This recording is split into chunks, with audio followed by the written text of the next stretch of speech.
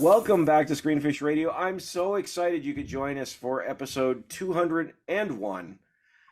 This week we are talking about the return of Indiana Jones to the big screen on Indiana Jones and the Dial of Destiny. And Destiny brings us great guests, as we have here with us tonight Tim Rideout and Dave Voigt. Tim over at Mind Reels, and of course Dave at In the Seats. Thank you, gentlemen, both for joining me. I appreciate it. Did I even leave? I know you. It's true. You have a camper in the back, and when I start recording, just comes in, and you're always welcome. Well, I'm just bummed because I thought we were like doing this in costume. I thought we were like doing the whole 9 yards. I was ready. You know, I was going to, and then I realized I don't have any costume, so that you've already trumped both of us. Right? I'm ready. Tim wins. I need a new one, but there it is. Fantastic. For those of you who are unaware, Indiana Jones returns to the big screen as the daredevil archaeologist races against time to retrieve a legendary dial that can change the course of history. Accompanied by his goddaughter, he soon finds himself squaring off against Jürgen Voller, a former Nazi who works for NASA, which is a fascinating sentence to say in and of itself. As always, this podcast is rated S for spoilers, so the wheels are off for us, and just so you know. But I am excited to hear what you both think of this one, because this, I think, is a quite divisive film, but I am really looking forward to hearing so. So what do you think of Dial of Destiny? Who's going first? Tim, please. Oh, I thought you were kind of hiding and slinking there, Dave. I don't know what you were doing. No. Overall, I like it. I was troubled by Mangold's directing of his action sequences. I talked about in my review how the original trilogy, because even Spielberg seemed to lose the thread a little bit when it came to Kingdom of the Crystal Skull, they were all, you could set your watch by the fact that every 20 minutes you should have a set piece, a cliffhanger, something like that. So it would be boom, you could time it and it would work every time. Raiders is perfect for that. Every 20 minutes there's a huge action set piece. Mangold follows that, but his set piece, they didn't have any oomph for me. They didn't have any investment. I mean, the original trilogy was all about practical effects and stunts, and I get it. Harrison's in his 80s, so he's not going to be, hanging literally off a tuk-tuk. But the action beats were just too quick, and I wanted to enjoy them a little more. I did like seeing Harrison Ford playing Indy as a much older man in the 60s. I thought that was a great look at this character who's like at the end of his life as opposed to at the beginning, and trying to pass on his knowledge to a generation who really doesn't care about it. That I loved. Like, his performance is great. I didn't care for the action beats. Absolutely fair. There's a lot there I want to unpack, but I want to let Dave go first. Dave, what do you think? Again, I enjoyed the movie. I outside of the opening sequence, which I enjoyed, I'm definitely with you on that one, Tim. The beats definitely felt a little more muted than maybe they have in previous, or at least the Spielberg iterations, like the good Spielberg iterations. We won't talk about him jumping into a fridge and aliens and Kate Blanchett. We'll leave that for another day. But I mean, overall, it's definitely a nice way to sort of put a bow on the story, because I mean, again, Harrison playing him as a bit more frail, a bit more fragile, as someone who's acknowledging there's fewer days ahead than there were behind, is definitely an interesting take for the character. And I mean, it works incredibly well. And I think for audiences, that aspect of it really does give audiences closure for the fact that, let's face it, they're not going to try to reboot this. They're not going to put somebody young in there and do it again. This is done. Period. Like, this is the last one. It's over. Well, okay. I mean, that's a question too. Is it? I mean, it is for him, but I didn't necessarily get the sense that it was. But I mean, I don't know. the way that they carry this, I felt like it could have carried on, but it doesn't need to. But I mean, they've wrapped up him. It's interesting. I see.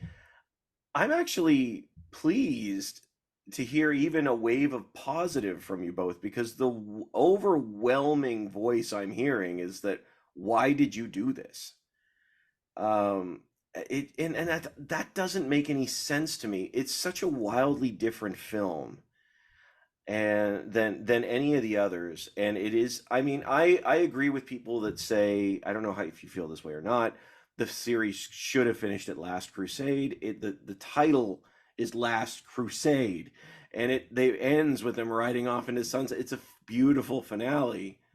I could have left it there, but as soon as they Oh, brought we back, all, Steve, we all could have, but I mean, we can't put that genie back in the bottle. You know what I mean? but that's what I mean, is as soon as they brought back this crystal skull, they had to have another one to finish it, because I don't understand. People are like, "Oh, Crystal Skulls." I would run one review that said, "We don't know how good we had it with Crystal Skull." No, no, no, no. You also do have to realize that, and I mean, this is spoilers for people out there listening. Most people who do the jobs that we do are surly cranks who just want to write nasty things about, people ruining their childhood and all that other stuff, and then, talk about movies. I mean, I talk about movies that people haven't seen. We all talk about movies that people haven't seen, but they think like this is not a movie that no one will see. This is a movie that everyone will see. And I mean, the reality is it iconic sort of Raiders, Last Crusade? Is it in that pantheon? Hell no. It's not even in Temple of Doom pantheon. But it's a decent movie. It's It is. good movie. Yeah. I mean, I always love the people who sort of badmouth something like The Godfather 3. The Godfather 3 is not a bad movie, but when you put it next to 1 and 2, it's definitely lesser. It's just one of those things that we have to be reminded of, that like these movies have to stand on their own and in sort of their bubble. I mean, I don't think one movie or even two movies is going to destroy the goodwill of a franchise that has sustained for so very long. I mean, we've had, plenty of mediocre Star Trek adaptations, but I mean, once in a while they come up with a fantastic one, and then, we keep going. But it's like, it's just one of those things where you can't recapture what was, but it's important to appreciate what is. And I think with this Indiana Jones movie, they've given us a nice reminder of what the character is and allowed us to have a very human moment with him as he sort of acknowledges his frailty and the realities that he is slowing down, and these adventures are not going to be for him anymore. Yeah. I felt it. I wonder what you both think of this, but this is sort of my theory. If you just go with 1, 3, and 5, to drop the others, drop Temple, drop Crystal Skull, you have a fascinating character arc of Jones himself, from the young impetuous one to the son to now older than his father. It's actually a very interesting movement of character. We see different sides of him. I guess you see different sides of him in sort of every film, but you see him as a father in the fourth one, but it's just a bad movie. Like, I mean, Temple of Doom is the only one that doesn't really have any kind of thread to the arc of who he was. Because I mean, Tim, you probably remember this better than I do, but I mean, if we go strictly by timeline, wasn't Temple of Doom technically more of a prequel? Oh yeah, it was 35 and Raiders Yeah. 6. So 35, he's supposed to be even younger and more impetuous, and he's all concerned with fortune and glory, kid. Yeah. And all that kind of stuff. And by the end of it, of course, his little arc is to realize that maybe it's not about fortune and glory, but helping people by giving back the Shankara stones, which makes no sense, because then he just goes and grave robs like the Cochin Temple, steals the Ark, steals the cup. Yeah, so I don't know. I don't think he learned anything, but I still love him. Um, I know the tone of this one is obviously very different. Um, let's look at some positives here. What do you think that Mangold does well in this film? We can talk about the things we don't like or whatnot, but what do you think he does well that fits the legacy here? I would say it's the character development. Oh God, yeah. It's Harrison sort of acknowledging his age, Yep. and then Phoebe Waller-Bridge coming in as the goddaughter, to sort of keep the energy up, to keep sort of that swashbuckling, sarcastic wit going. Because I mean, if anything, she's the one who sort of embodied the bravado of the character from the original films in this one more than anything. Like this one, this was Harrison holding on for dear life, trying to do what's right and trying to sort of restore what needed to be restored, but we still got the energy from her as opposed to him. Mhm. It was a transference of the joie de vivre, I guess it would be, of especially of this franchise. I personally like the quieter moments in the film. Like as soon as the 1944 sequence ends and we get that jump cut to 69 and Yeah. he's laying there in the chair and you get the pan across the apartment, you can see the state in which he's living. You get the little nods with the pictures and that stuff. He's got like a empty glass in his hand, so you know he's been drinking. He's tired and he's old, and I love those little quieter moments where you can just see that okay, maybe he's not the same guy we left. Even at the end of Crystal Skull, he's older now, and I love that. I mean, and then he turns into like the cranky old guy, get off my lawn and I'm gonna, turn down that music. I'm like, I can totally relate to this character now. Because he's gone through some stuff. He's Yeah. had hardships. He's taken his hits, and they've put him down for a Yeah. while, opposed to sort of the Indy that we knew from Temple of Doom, who would just, take the hits and keep on coming. Right. I mean, what he was with the SS and during World War II, and then finally got back together with Marion at the end of number 4, and then we get the huge kick with the reveal of what happened with Mutt, and I'm just like, that's yeah, man, it kicks him and it keeps him down for a while for sure. And he's not even a happy teacher anymore. He's just doing his job. One of the things, and I'm going to go back to Crystal Skull here for a minute. I, I don't mind the fridge. I'm not going to lie. I don't mind. Yeah. Everybody makes Neither fun do of the I, but fridge. yeah. It's not the moment I hate. The moment I hate most in that film is grab the rope. Yep. Well, no, That- mine is Tarzan, Oh, the monkeys is The bad monkeys. too. Yeah, The that's monkeys horrible. is bad. But grab the rope and say grab the rope is so absolutely juvenile for a character who's in his in his 60s at that point, even though he was in his 70s. And it's like, what bothered me about Crystal Skull wasn't even necessarily I didn't like the last third of it. I'm like, this whole thing is ridiculous, but the tone of it didn't match him.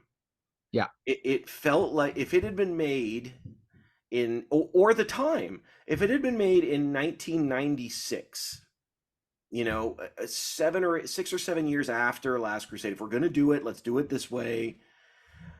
Like, I feel like it would have felt more on brand with an era, but it just felt like it just didn't match. And that's what I appreciated about this film, is they actually let him be an older gentleman. And they didn't. I didn't want to see him swinging from rooftops. I'm glad they did I'm glad they did that opening scene with the CGI face. Yeah. David and I were joking. It is a little jarring to have the 80-year-old growl and the 30-year-old face, but I was glad they had that, because it was like, okay, this is Indiana Jones right here. But then they give you this really fascinating character look to say that's who he was, but this is what happened to him. This is where he is now. And I think, and all I could think of is, no one's going to like this, but this is what he should do if he's going to do one. And as somebody said that, well, why'd they bring him back to do this? I said, because the last one didn't do this. Yeah. I just felt the issue with the last one was its tone. Yeah. And that's why I really appreciate what Mangold did. I get what Spielberg and Lucas were trying to do. They were trying to move like the genre from the serials to like the 50s movies, the atomic bomb and the Yeah. monsters and this, that. Yeah, you're totally right. The tone was completely wrong for it. It could have been done better for sure, but yeah. I mean, Mangold, like I said, handles all the narrative and the drama really well. It's just I didn't care for the action beats. Because I mean, it like in this one, he's not the action hero. He's not the comic book hero. He's not the serial hero. He is a human being. Yeah. He is acknowledging his mortality. He knows he knows what life has taken from him, and it's beaten him up. And this is a man who isn't sort of swinging like we've said, swinging into danger without a care in the world. He owns his regrets. They're sitting on his shoulder like a ton of bricks, and this is his life now until this opportunity comes along with Phoebe Waller to maybe get one or two of those monkeys off his back. Mm. It's human, but it's redemptive at the same time. It's For not sure. trying to restore Indiana. It's trying to give Indiana a little bit of peace of mind. Yeah. Although to be fair, he did get his ass kicked a lot in the other films too. Well, So he's always gotten beaten up, and that's the great thing is you get to see him get beaten up and get up again. And this time he's a little slower to get up, and I love that. I mean, and that is part of my thing with the action sequences. Like the tuk tuk chase is a perfect example because he does that whole swing from the one tuk tuk into the other, and I'm like, well, that was just way too fast to enjoy for starters. And should he be moving that fast? He's 80 something. So yeah. I mean, I liked it. I did like it a lot. I just wanted more. There was way too many visual effects. I mean, keep it practical where you can. but again, I think a part of that just goes to the realities of Oh, shooting the and weight, actor and the man. Back in the 80s, he could do a lot of that practical stuff. Now it's right? not so much. Yeah. Which I get. I totally respect it, but I'm also like, I just needed a little more oomph from that. I wanted to see him get punched and knocked down and, slowly get back up. Yeah. I also appreciated the fact that the finale doesn't end with a thing that melts a face. or something of that Put effect. something in a I can't remember warehouse how that- Temple yeah. ends, but Right. I know that the other three. I can't remember how Temple ends, but I remember the other three, and they all end up with some form of somebody melting. Yeah. And I thought this is interesting. I don't know how. There are some things about this I don't know how I feel about, but Mangold, you on the last one, you decided to do something different as opposed to what has become tradition, right? Yeah. I thought that was interesting. Yeah, I mean, I do like the idea of the ending. My problem was with the fact that he said he'd been thinking about this place his entire life. I'm like, well, no, you've only been thinking about this since the beginning of the film. This is the first time I've ever heard you mention Syracuse. And so that was I had an issue with that. I do love the fact that they reveal that, huge spoilers, that Dial of Destiny only goes to that one point in time. I love that. So it's like he's calling for help, and I thought that was brilliant. And yeah, just there are moments I really like about that, and then you either buy into it or you don't.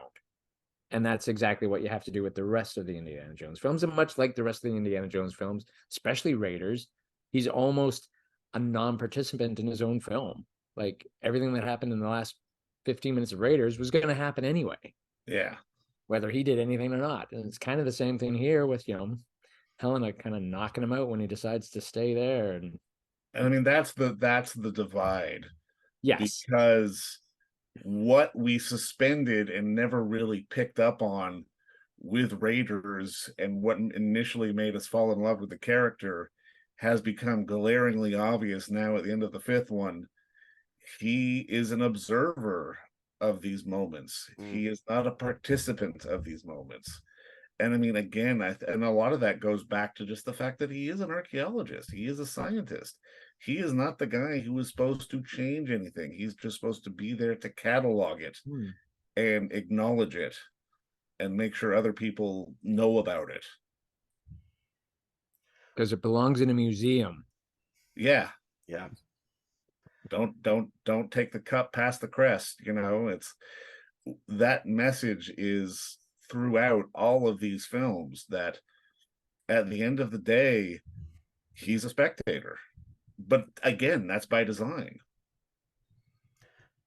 Well, herein lies a question. I think one of the deepest question within the film, not is to me, does the world still need Indiana Jones? Because I don't mean Harrison Ford. I mean Indiana Jones as a character. Do you think? Because this film, it's funny, Tim. You say, that's the line. This belongs in a museum. Now he's the one that belongs in the museum. In this film, he is the ancient artifact to be found. Oh man, now I get to make a really old school reference. Now he actually is the George Hall Indiana Jones from the Indiana Jones Chronicles, which we know actually happened because he talks about how he rode with Pancho Villa, which he did in the first episode. Oh my God, look at these references just coming out of here. So yeah, I think Harrison just has to live long enough to kind of reshoot all the George Hall Indiana Jones stuff around those and just kind of insert them into the film, or rather the series. I'm still waiting for those to show up on my Disney Plus. I loved those when they were on. I don't know why they're not there. Yeah. I rewatched them all a couple years ago, and they're actually, some of them are really surprisingly good. They are, especially I forget who plays him as a teen. It's John Patrick Flanery. That's it. Patrick Flanery. Yeah, Sean Patrick. But what do you think about the character of Indiana Jones today? Because I'm not sure that character works in 2023 in the same way that it did in 1981. The character, I would agree with you. But the reality is, the spirit of what he is about is absolutely vital. Nice. Sort of the quest for knowledge and the quest for truth, and sort of acknowledging these things, and and understanding right and wrong, and just really allowing sort of an expansive knowledge of history, be it who we are, who we were, how people believe, such and so on and so forth, yada yada yada. The spirit of that, I think, is definitely something that's vital and definitely could be carried on into different films. But I think the second you put, Indiana Jones and the ... beside whatever next project they decide to do, they're screwed. I mean, if they want to shrink it, like an Indiana Jones adventure, something, they can't brand it as Indiana Jones anymore, because the reality is we have said goodbye to Indiana Jones with this movie. The spirit of what he was all about and his life's work, I think, definitely can continue on in some way, shape, or form in a myriad of other stories. But the actual character himself has to be done. Yeah. And he does remind us that it's always okay to punch a Nazi. So that message right now is so important. That's right. Well, it's interesting though, because there were some things I thought was fascinating about this one, because Indy's always at his best when he's punching Nazis. His best films are punching Nazis and looking for religious artifacts. They're just the best ones. To me, as Raiders and Last Crusade, they give you a little of that at the beginning of this film.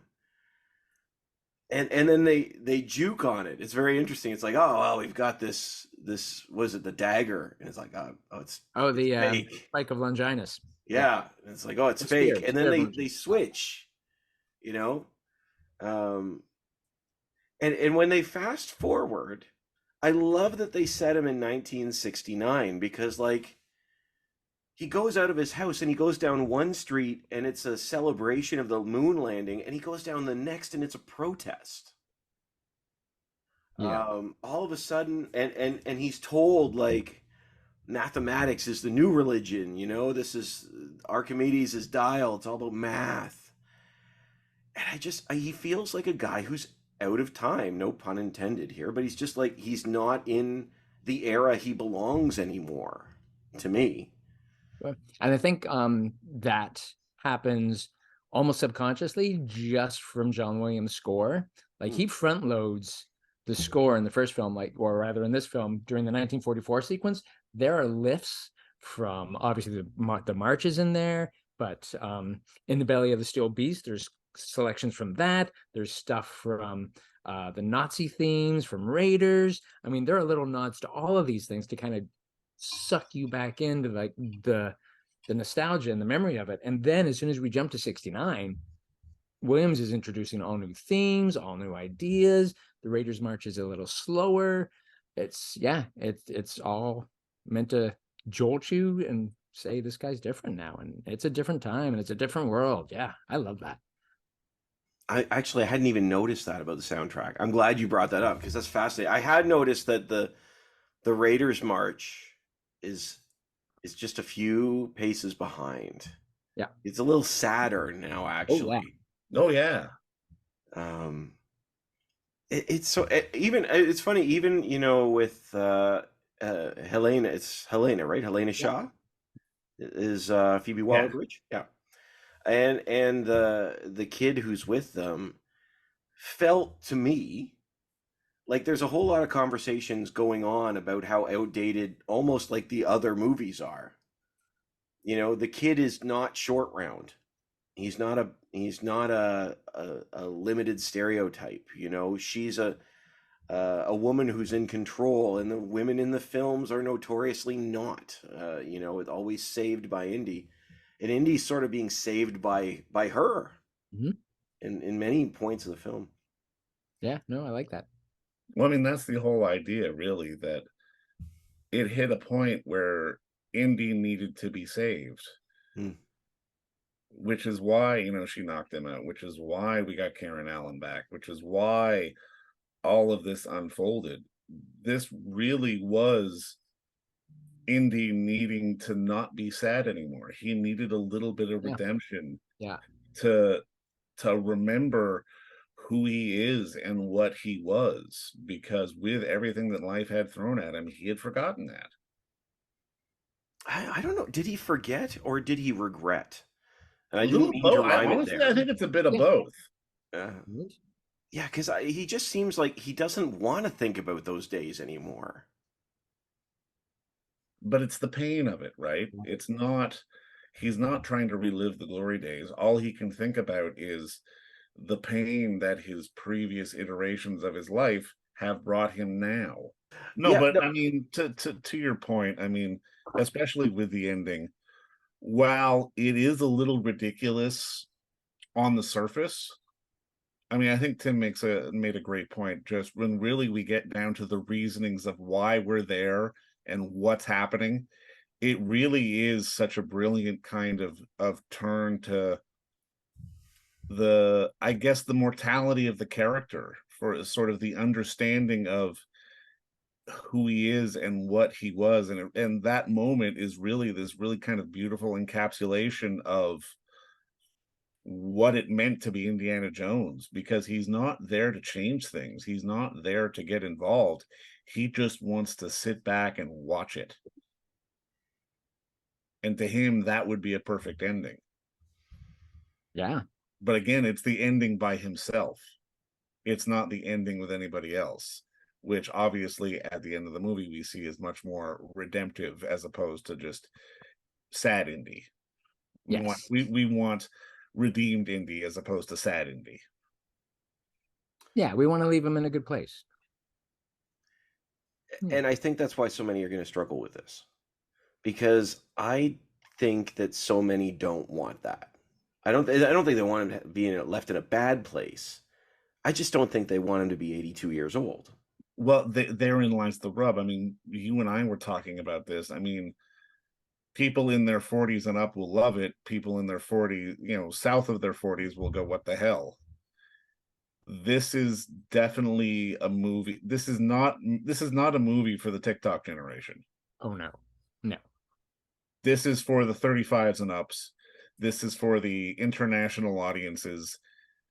This is that kind of blockbuster popcorn movie.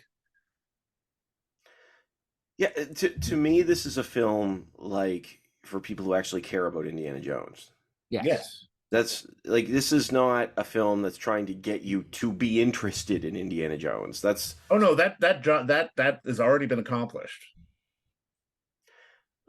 what people being interested in Indiana Jones. Yeah, we Oh, like yeah. we love But him. not We know he's gonna punch a Nazi in the face.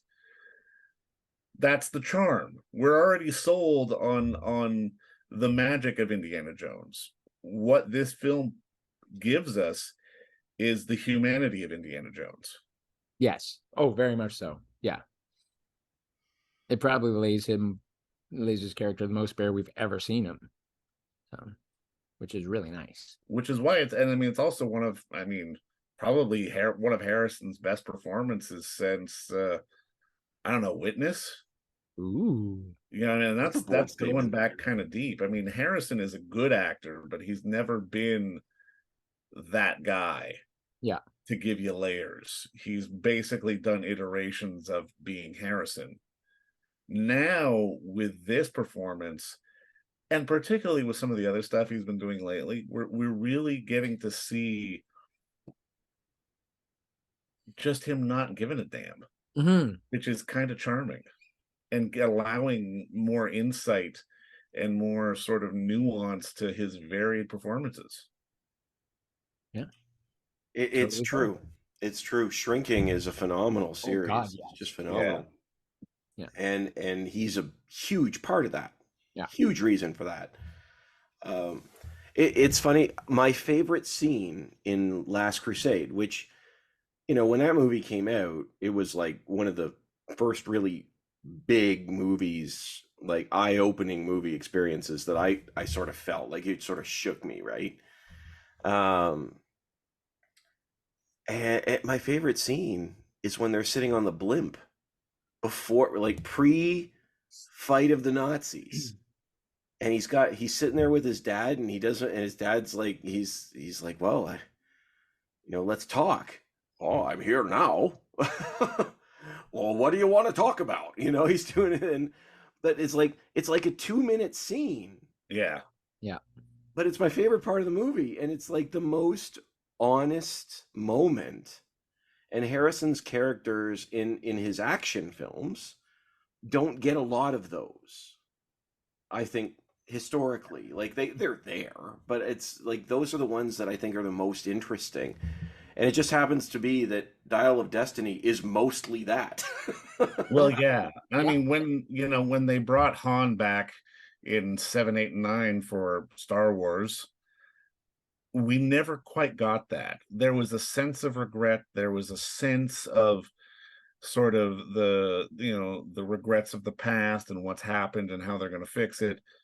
But we never really got the emotional gravitas out of it.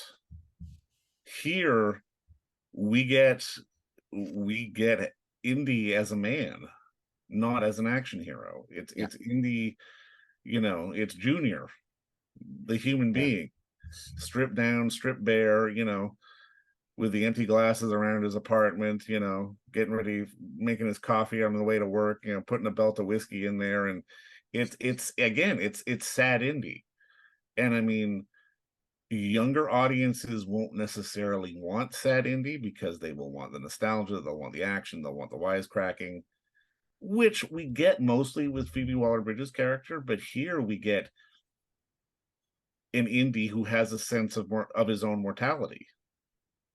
Yeah. Which for us older audiences, we can go, yeah, oh damn, okay, because I mean, we're all of a certain age, we all hit a certain point when we go, oh, wait a minute, we're kind of getting older now. Yeah. I'd like to ask about the ending just real quick for the moment, because I am fascinated with that final moments. How do you feel about them in ancient Greece and that final conversation with Helena and the punch? Because that to me is such an interesting choice. Like, he has made his decision, and I'm waiting for him to say, all right, I'll come back. And she decks him, and he's knocked out. And I just would love to know what your feelings are on that moment, because it's such an interesting way to end the film in a lot of ways. I dug that beat actually, because as much as I get that he's the archaeologist and he's a historian, and yes, apparently always wanted to see Syracuse. I love the fact that she saves him once again. Like, she saves him from the trap of the past, which is where he's been stuck this entire film. Yeah. He's been stuck with his regrets and is stuck in the literally stuck in the past.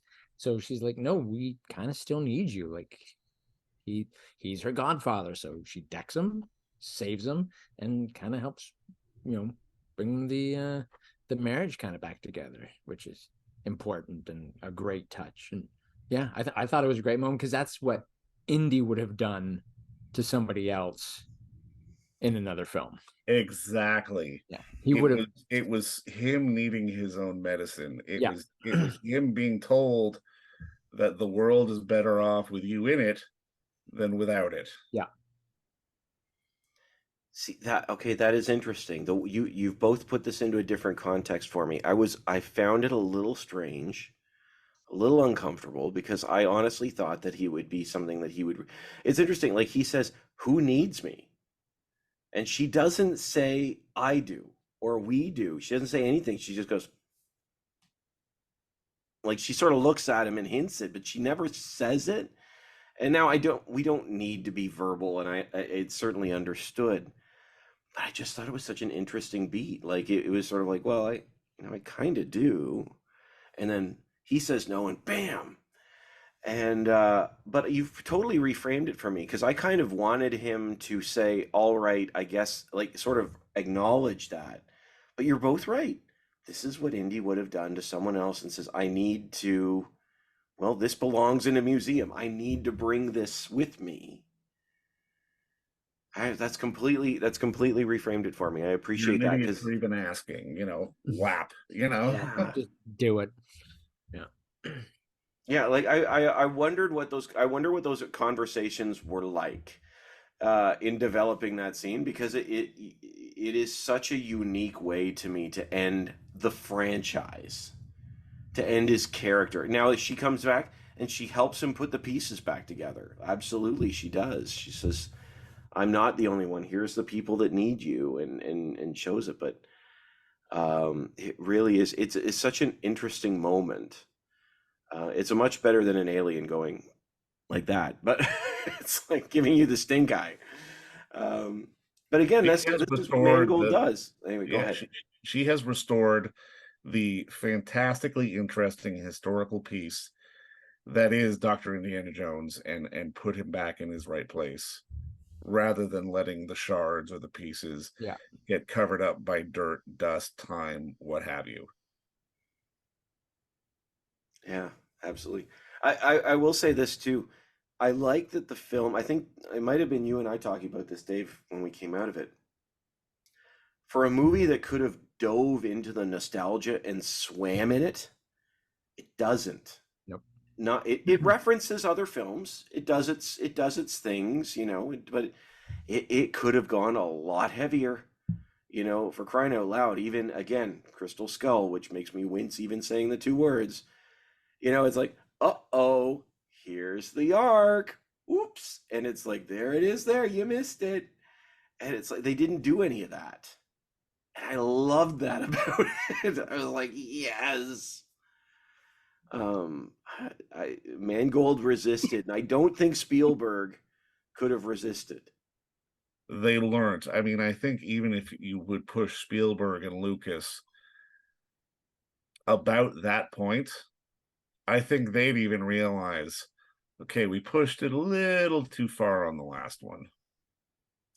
So is this the movie Spielberg could not have made?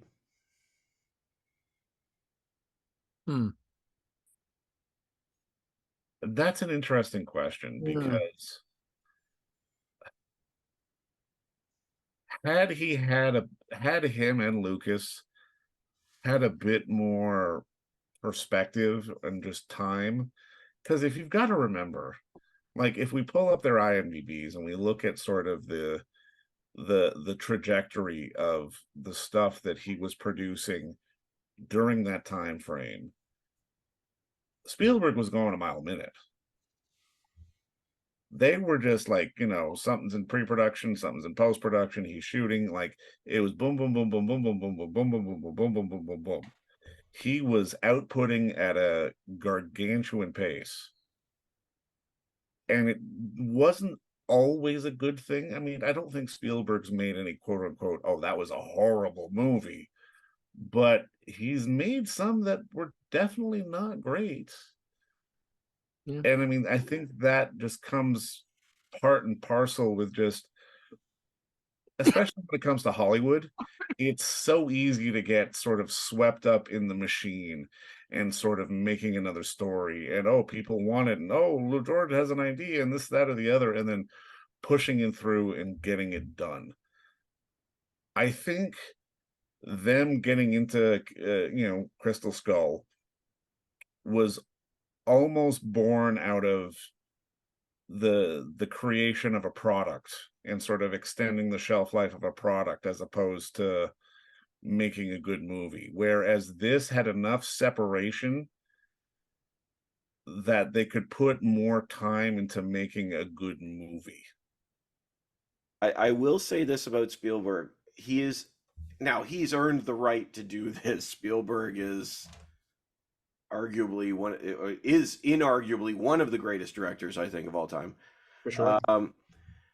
But his last three films are nostalgia fests. Yeah. Ready Player One, Mhm. West Side Story, and The Fabelmans. Yeah. Ready Player One has every reference to almost everything embedded in it, and that was the fun of it. West Side Story is an older film remade, and Fabelmans is a nostalgic story.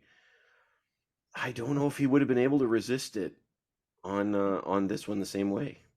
I don't know. I mean, even as a director, he's kind of slowing down in a good way. He's taking his time on his projects now. So maybe much like Harrison, he might have had that perspective, Mm. and maybe he could have stepped away and said, you know what? Yeah, let's focus on the character. Let's do this. Let's, tighten this up and explore this a little more. Because he's definitely leaning more towards character driven work now than, his early blockbusters. So. No, because I mean, if you go from, say,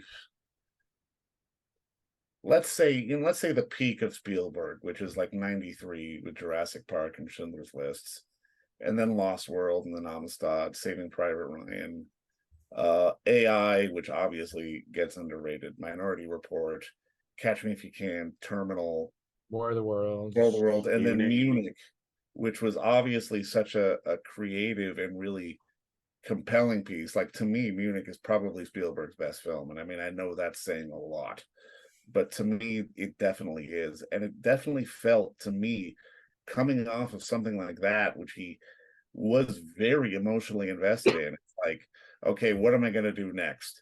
All right, well, doing an Indiana Jones movie, that's a layup. I can direct an Indiana Jones movie in my sleep. Yeah. Which he kind of did, quite frankly, on that one, but It's I've never heard it put that way, but that is an accurate description. He mails that bad boy in, and I hate saying that about Spielberg, but he did. Yeah. I mean, in the 80s, he had such a, like, from Raiders of the Lost Ark and E.T., which was 81, 82, and then, Temple of Doom, which was so much fun, and he was involved in amazing stories, and then he would go for his Oscar with Color Purple and Empire of the Sun, and then go back with Last Crusade, and then there's stuff like Always, and then Hook, and then obviously he gets audiences back with Jurassic, and then wins his Oscar with Schindler, and then it's really such an interesting thing when you see sort of the peaks and valleys of his career. Indy was definitely sort of the ramp back up to be what he was, because I mean, obviously then after that he had like Tintin, Warhorse, which I wasn't in love with, but I understand why people loved it. Lincoln, which is very much an Oscar bait kind of movie, and then Bridge of Spies, which I loved again, which I thought is a really good movie. You can kind of see the peaks and valleys of the stories that he does. There's always a certain degree of nostalgia, but the interest and sort of the emotional connectivity of it is always going to be varying a little bit. I mean, something like The Post, it's a darn good movie. Love that movie. But is he emotionally invested in that story? A little bit. I mean, I would say he's more emotionally invested in West Side Story, if only because it was probably a very formative film for him coming up as a director. I would argue that he was heavily emotionally invested in The Post because it came out in 2017, the first year of the Trump era. This was a response to the Trump era administration, to me, because that's all. Because isn't that one the one about Nixon? Is that the one about the Nixon tapes or something? Isn't that what The Post is? It's been a long time since I've Well, seen it. it's the battle between press and government. But I mean, you've got to remember these stories are in development for years before he takes them on. You know what I mean? So I don't know how long the script was sitting around, but It's true.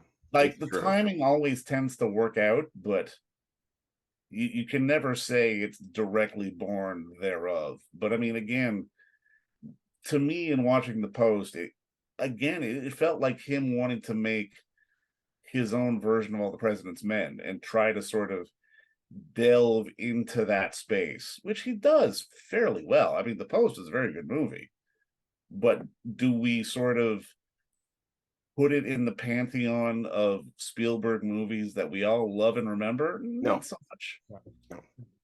No. I agree with that.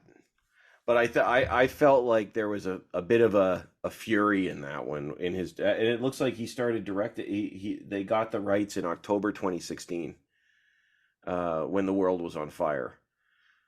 So I mean, I mean, again, like you said, timing works out, but to me there was a bit of fire in that one from him, because of the timing. But I know what you're saying, and it's not the film anybody's going to remember Spielberg for. Nobody's sitting around saying, "But The Post," but it is good. It is good. It's yeah. I am pleasantly surprised, I would say, with going back to Dial of Destiny, and I don't know what it would have looked like with Spielberg's hands on it. And that's not a shot at Spielberg. I'm glad that they brought in Mangold, especially after what he did with Logan. This was Indy's Logan, if you will, in a lot of ways. But it still felt like an indie film for the most part, to me. Yeah, I agree. Well, gentlemen, this is. I'm gonna see it again. Sorry, go ahead. Go ahead, Tim. What was that? I said I'm going to see it in the theater again. Yeah. I likely will too. I mean, especially with the writer's strike and the potentially impending actors strike. I got a feeling Indiana Jones is going to hold screens for quite some time, to be quite honest, and deservedly so. Well, I mean, we've already said it, but let's say it for officially. Indiana Jones and the Dial of Destiny. Screen it or skip it. Should people pay their money to go see it, in theaters? Heck yes. See it twice. See it, once to enjoy it, and then the second time to absorb it. Pick out all the little things you missed. Because I love all the little information that's in there. Like, they give us his middle name, and I can't remember what it was now, so I'm like, have to see it again. Yeah, it's totally fun. Totally see it on the big screen. Yes, but understand the indie that we're getting. If you're going for the 100% nostalgia, if you want to sort of relive the glory days of Raiders of the Lost Ark, you're not quite getting that here. As we've said very kind of eloquently in so many different forms, we're getting a reclamation of the Indiana Jones character, and we're seeing him as a human being who's not necessarily the one who has to go out and help everybody, but now he's getting help from the people who are in his orbit and his universe to save the day and do the right thing. And I mean, I think that's the magic of this film, because again, it gives us Indiana Jones as being mortal, and not as someone who's supposed to just pop off the screen as this amazing character that we've all known and loved. It gets us emotionally invested in the man Indiana Jones. And I mean, I've said it before and I'll say it again. I definitely think this is one of the best performances of Harrison Ford's career. It's not something where he's going to win an Oscar or be nominated for anything like that, but he definitely understood and appreciated the gravitas of giving this character a proper send-off. Yeah, that's where I'd say I thought it was a blast. I just funny. I've had the opposite feeling between this, and I've said this before, with this and the Flash. Because the more I think about the Flash, the angrier I get about the Flash. The more I think about this, the more I appreciate it. I'm like, they're both nostalgia fests, and I'm like, now I came out of Flash and I was like, oh, that was kind of fun, but wait, no, I didn't like that. And this one, I came out of it and I went, oh, that was interesting. And the more I think about it, the more I like it. But this is not an Indiana Jones film like any of the others. It's not trying to set you up for the next adventure. It's trying to take you on the last adventure. And I think there's going to be a lot of people that maybe shouldn't bother, because that's, if they're not willing to go for, like you said, this more character performance and actually sit and take the movie for what it is, you're going to hate it. And if you don't know about Indiana Jones and you don't care about Indiana Jones, you're going to say, well, I don't know if you're going to like it. But I do I think mean, this is the big problem, because we've been so conditioned to turn off the character-driven action movie. And I mean, while obviously, you know, with the Marvel iterations and I mean, even some of the DC stuff, we've gotten some good character work. It's been more and more about the spectacle. I mean, to me, especially with something like this, Indiana Jones is almost sort of the antithesis of a Batman or a Spider-Man character, because on one end, when we look at something more cartoonish and more outlandish, like a Batman or a Spider-Man, we get invested in the theme of what they stand for and who they are. And as much as Indiana Jones has a theme and stands for something, he is still indelibly tied to Harrison Ford. This is not a Bond situation. This is not a Batman or a Spider-Man or a comic book character situation. I truly think this is one of those intellectual properties and ideas that, as much as they'll want to try to reboot it or reinvent it or reimagine it, they can't, because it goes down to just the character work from the individual that we've gotten. I mean, honestly, in these sort of big budget, you know, 9-figure, 100+ you know, 200 $300 million movies, I genuinely truly think there's only a handful of actors who have captured characters so well that we never want to see anybody else play them. I mean, I think that's part of what made something like The Flash so interesting, because we didn't give a goddamn about The Flash, but we're like, holy crap, Michael Keaton's back. And that's there was part of that there for that. It's such a really strange dynamic. I mean, I think I'm not even kind of talking myself in circles thinking about it, but it's such a weird thing to see on screen, because I can't really fathom anybody else putting on a fedora and picking up a whip and playing this character, because it's just not going to work. If you don't care about this character, this is not going to be a film that makes you want to go back necessarily and watch the other ones. I feel like this is a film you actually have to be invested in and say, I want to see what happens to this guy. But unless people are prepared for that, I think there's going to be a lot of people disappointed, which they shouldn't be. It's because I think it's great. This is not something that is selling you on the idea of Indiana Jones. That's what I'm trying This to is say. already established that you know who and what Indiana Jones is. Gentlemen, this has been so much fun. Let's hear from you both. Dave, why don't you tell us where people can find you? Well, as always, you know, if you don't already know, my name is Dave Voigt, and I'm the editor and publisher over at InTheSeats, for all the latest and greatest in the world of film, television, basically the moving image at large, but also I am the host and producer of our companion podcast, In the Seats With, where I sit down with a wide-ranging variety of entertainment industry professionals, and I pick their brain about current projects, state of the industry, how they got started, and so very much more in a light and in a conversational fashion. And we're available pretty much on all podcast platforms out there: Apple, Amazon, Spotify, Google. And if you need to find us on the socials, you can find us at In the Seats. Pretty much on the major platforms. We're at we're at Facebook, Twitter, Instagram, TikTok, Tumblr, Letterboxd. I'm sure I'm forgetting something, but we are omnipresent. We try to be everywhere. In the Seats. It's like, oh my gosh, your city TV. That's it. In the Seats. Everywhere.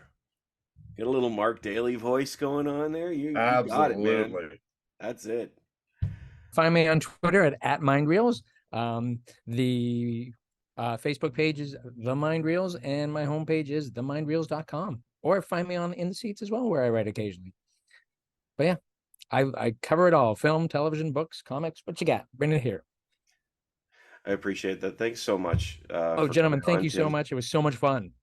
And as always, you can find us wherever podcasts are available. And if you go to screenfish.net, you can download Fishing for More, which are some small group questions to help you get the conversation started where you are. But we do have frequent updates on our YouTube and podcast channels of interviews with industry professionals. We will be back this summer. Normally, we take the summer and do something different, but we are going to be back this summer to talk some about the films that are out there. And we hope that you will join us for that as well. So again, thank you to you both. And for you at home, we started the conversation. This was Screenfish.